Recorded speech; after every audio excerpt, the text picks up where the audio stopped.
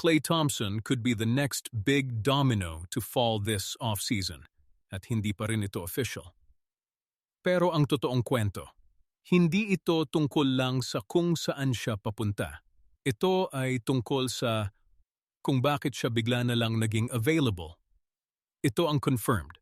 Klay Thompson ay nasa huling taon ng kontrata niya sa Dallas Mavericks at nag-a-explore na ang Mavs ng trade options para sa kanya bago mag-start ang 26-27 season. Pero wala pang deal, wala pang team na nag-a-announce.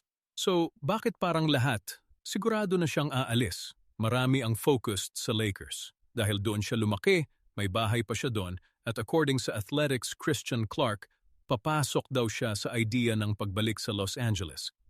Pero para sa akin, ang mas malaking tanong ay hindi kung gusto niya ang Lakers, kundi kung kaya ba talaga ng Lakers na kunin siya nang hindi isasakripisyo ang flexibility nila. Kung ma-manage ito ng Lakers front office ng tama, pwede itong maging isa sa mga pinaka-underrated moves ng off-season. Kung hindi, baka sila lang mismo ang mag-block sa sarili nilang window. Ito ang ibe-breakdown natin ngayon. 1. Ano talaga ang current na sitwasyon ni Klay sa Dallas? Bakit hirap ang Lakers na gawin ito dahil sa cap situation nila? At ano ang pinaka-realistic na paraan para mangyari ito? Kung gusto nyo ang bawat update sa storyline na ito, mag-subscribe kayo. Ngayon, ano ba talaga ang nangyayari? Ayon kay Christian Clark ng The Athletic, papasok si Klay sa idea ng pagbalik sa Los Angeles. Pero linaw niya, hindi niya sinabi na Lakers specifically ang gusto niya at wala pang confirmed talks sa pagitan ng dalawang teams. Ibig sabihin, signal, hindi confirmation. Malaking pagkakaiba iyon. Confirmed, dito ay simple lang. 16 guaranteed contracts na ang Dallas kailangan nilang bawasan ng roster at si Klay ay isa sa mga pinaka-movable veteran nila. About 10. Jin, parang simple lang ito. Gusto niya bumalik, gustong bawasan ng Dallas ang roster, so bakit hindi na lang mangyari? Pero kapag tiningnan mo ang cap sheet ng Lakers, limitado na sila. Halos wala ng financial flexibility dahil sa mga ginawa nilang moves ngayong summer, kasama na ang paghabol nila kay Jonathan Kuminga.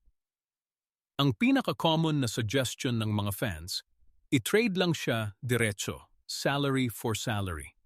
Maganda ito dahil simple. Walang kailangang third team, walang komplikadong structure. Pero ito ang problema. Kung mag-absorb pa ng additional salary ang Lakers, mas lalo silang malayo sa flexibility na kailangan nila para sa ibang moves this season. Ang key detail dito, may mga naririnig na 3-team trade scenario na kasama ang Dallas at isa pang team, halimbawa, Detroit, para maiwasan ng Lakers na mag-absorb ng dagdag na salary. Sa madaling salita, hindi tuwiran ang landas patungo sa Lakers. Kailangan ng ikatlong team na tutulong bumuo ng structure. Yon ang dahilan kung bakit hindi pa ito official. Hindi porket gusto niya, mangyayari na agad. Path 1. Direct trade sa Lakers-Dallas. Pinakasimple, pero pinakamahal sa flexibility ng Lakers. Path 2. 3-team deal na kasama ang Detroit o ibang team. Mas mababang cost sa Lakers, pero mas komplikado at mas mahirap tuluyan. Path 3. Manatili muna sa Dallas hanggang trade deadline habang naghihintay ng mas magandang market. Ang pinaka-realistic sa akin ay yung 3-team structure. Doon nasusolusyunan ang wing depth ng Lakers nang hindi sila lubusang na low lock sa cap. Dito papasok ang trabaho ng front office.